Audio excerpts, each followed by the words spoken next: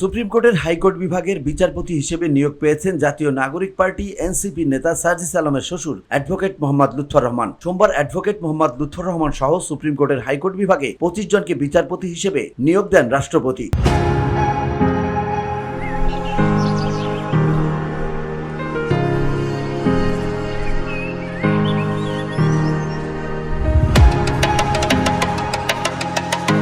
সার্জিস আলমের শ্বশুর deputy attorney general হিসেবে দায়িত্ব পালন করে আসছিলেন। প্রজ্ঞাপনে বলা হয়েছে, গণপ্রজাতন্ত্রী বাংলাদেশের মহামান্য রাষ্ট্রপতি গণপ্রজাতন্ত্রী বাংলাদেশের সংবিধানের 95 1 অনুচ্ছেদ অনুসারে বাংলাদেশের প্রধান বিচারপতির সঙ্গে পরামর্শক্রমে সংবিধানের 18 অনুচ্ছেদ মোতাবেক নিম্নের 1 থেকে 25 ক্রমিকের উল্লেখিত 25 জন ব্যক্তিকে শপথ গ্রহণের তারিখ থেকে অনধিক 2 বছরের জন্য বাংলাদেশ সুপ্রিম কোর্ট হাইকোর্ট বিভাগের অতিরিক্ত বিচারক নিয়োগদান করেছেন।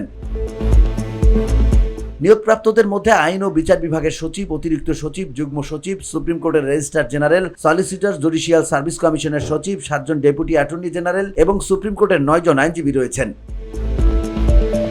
চলতি বছরের 31 জানুয়ারি সামাজিক যোগাযোগ মাধ্যম ফেসবুকের এক পোস্টে সার্জিস বিয়ে করেছেন বলে জানান যুব ও ক্রীড়া উপদেষ্টা আসিফ মাহমুদ। পরদিন 1 ফেব্রুয়ারি রাতে নিজের ভেরিফাইড ফেসবুক পেজে সার্জিস আলম বিষয়টি নিশ্চিত করেন।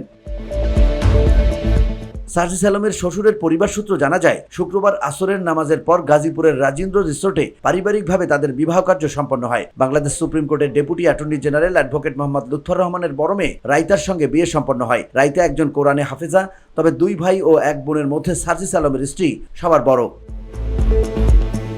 VOD Bangla news desk.